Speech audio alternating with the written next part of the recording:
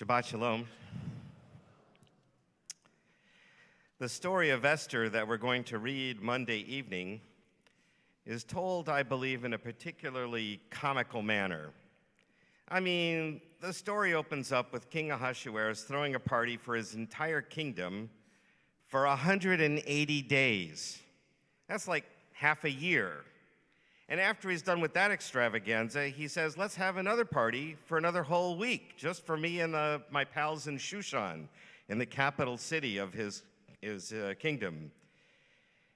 And the book adds that the rule for drinking at this party was no rules.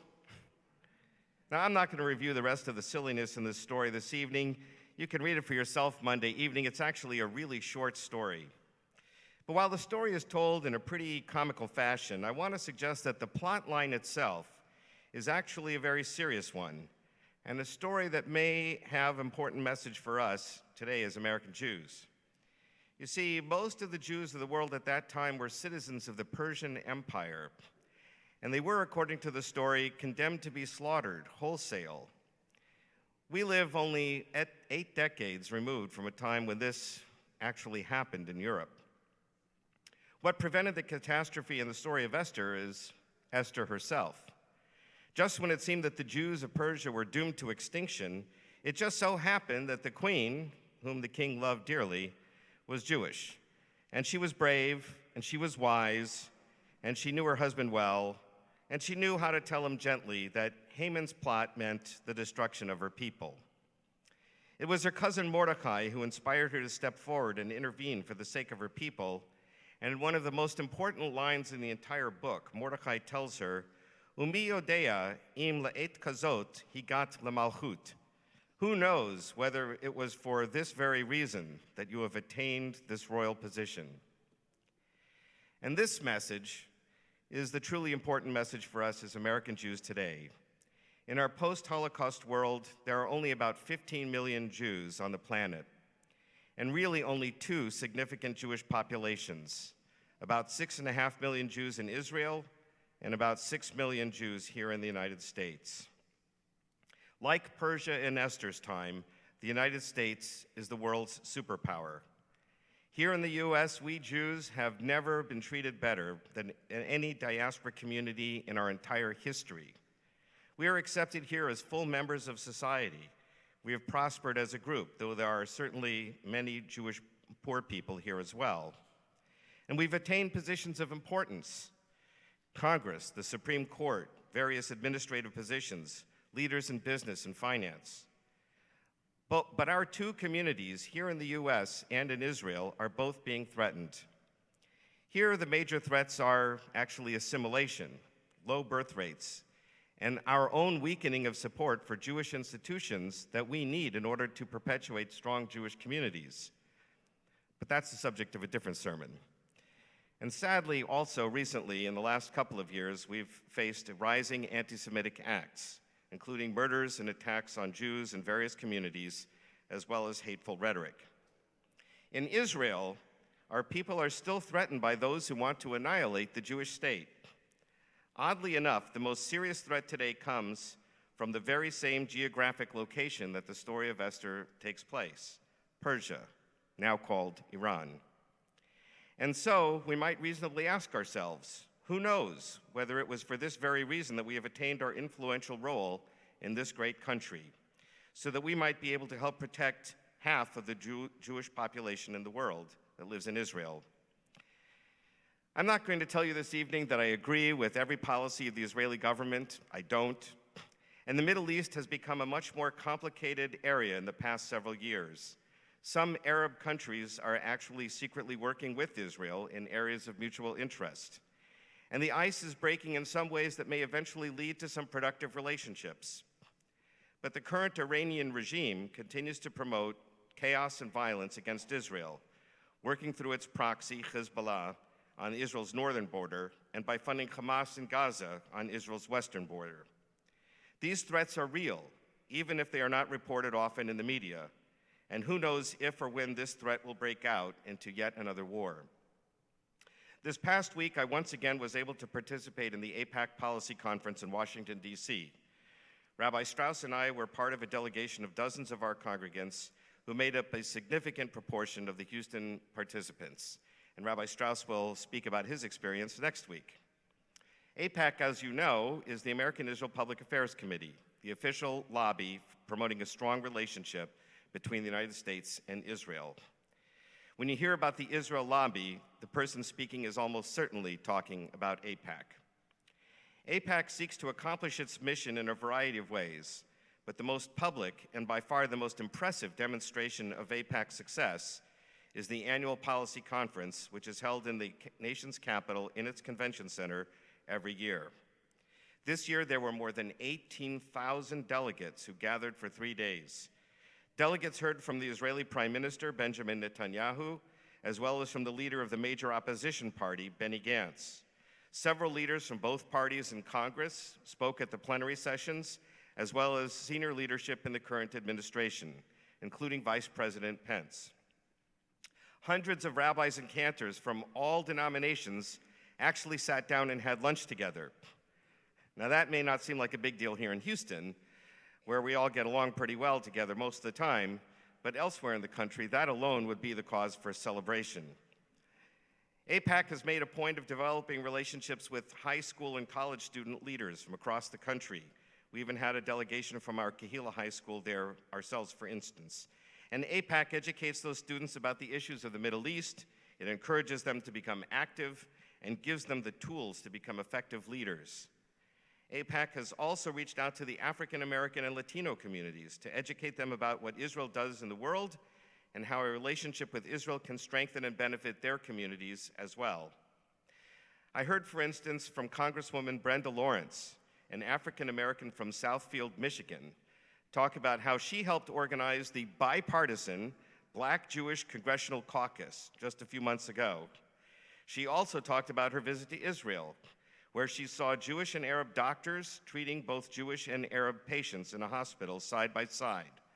And she talked about building relationships with her Jewish and Black constituents in her congressional district, engaging them in projects where they can work together.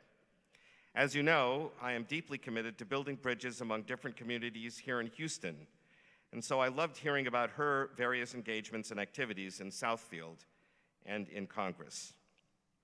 At one of the plenary sessions, we heard from an American military veteran who explained how difficult it is to come back from combat in a foreign country and reintegrate into American culture. She described military life as always living with the idea that you may die at any time. As a soldier, you have to come to terms with that. You also have specific missions to accomplish every single day, and you develop a very close, tight relationship with your fellow soldiers. Coming back to America, where practically none of us have had those experiences, creates an emotional barrier that's hard to overcome. But when she went to Israel and spoke with Israeli soldiers, it was a very different experience, because in Israel, almost everyone serves in the military, and Israel has developed support groups for soldiers to process their experiences. She has become a better advocate for our own military veterans as a result of her visit to Israel. Every year, the basement of the convention center is set up as a village of Israeli organizations showcasing the high-tech and medical innovations being developed in Israel, as well as social service organizations providing for various needs of Israeli society. Among the things I discovered in the village this year were a virtual reality tour of Jerusalem with special glasses that you wear, where you see not only 360 degrees around, but also up and down. You actually feel like you're right there in Jerusalem. Another item was a product called Incredo Sugar, which is a new kind of sugar that's natural, tastes great, but has fewer calories and is healthier for you. Looking forward to eating candy from that. Then there was the ACO Center for Arts and Technology, which brings together the Jewish and Arab youth and adults in ACO in a creative and innovative environment that also advances social cohesion among these two communities.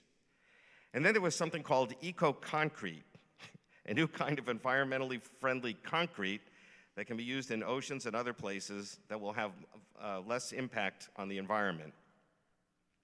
Another organization called Leket Israel, which redistributes leftover food from restaurants and markets to those in need. And finally, Rescuers Without Borders, the amazing Israeli organization that goes all around the world to offer medical and emergency assistance wherever it's needed. And there were many, many other organizations and companies represented in the village. My point this evening is that the AIPAC Policy Conference is an amazing experience. It has become the annual event at which Jews of all denominations can come together, along with many other Americans, to celebrate Israel's achievements. We strive to put aside our partisan politics, at least for 3 days, our denominational squabbles, our personal issues with the Israeli government or some of its particular policies, and to see the bigger picture. We live in an amazing time for the Jewish people. For the first time in 2 millennia, we have a Jewish nation state in our historic homeland, and it has transitioned from an impoverished third world country to becoming an amazing powerhouse of scientific, technological, and economic innovation and development. It is in many ways fulfilling on a national scale the Jewish values of Tikkun Olam, making the world a better place. And we can and we should be proud of that. So despite whatever you might think or have heard about AIPAC being conservative or rubber stamping whatever Israeli policy happens to be, the truth is that AIPAC is a coalition of Democrats and Republicans, people who consider themselves liberal and people who consider themselves conservative, people who might have issues with some of the policies of the Israeli government, as I do, but that's the subject of another sermon, or those who are 100% happy with everything, absolutely everything Israel does. Actually, I don't know anybody, let alone any Jewish person, who is happy with everything Israel does. AIPAC has one single goal: to foster a strong and positive relationship between the United States and Israel, a relationship that will promote concrete measures that will ensure that Israel's security needs are met and which will in turn yield immeasurable security and economic benefits for the United States and even the world. AIPAC is well organized. It knows how to bring citizens in, to educate them, to boost them with enthusiasm, and to give them significant roles to play in presenting Israel's case to government officials. Each year, the AIPAC Policy Conference focuses on 2 or 3 specific, generally bipartisan issues on which delegates are educated. And at the end of the conference, delegates then go to Capitol Hill to lobby Congress on those specific issues. Thank God we live in a wonderful democracy that allows us to stand up for what we believe is in the best interests of our country and in the best interests of the Jewish state. We Jews do not control the world, as the anti-Semites would have you believe. But we do exercise our American right to petition our elected officials and to explain to them why it is in America's interest to support the Jewish state of Israel. Shabbat Shalom.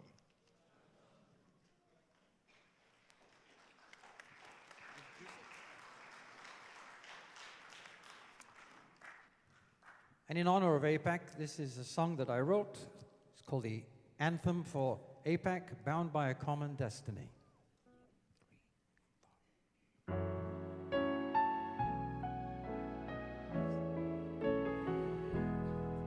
From ocean to ocean, across this mighty land, from waves of grain to mountains high, we all stand hand in hand.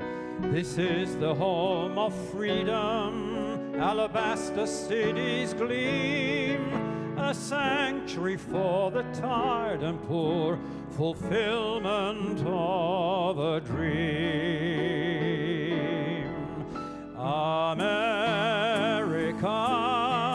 America, land of hope and liberty. America and Israel, bound by a common destiny. United we stand in one shared cause, to banish bigotry and hate. Allies in war, partners in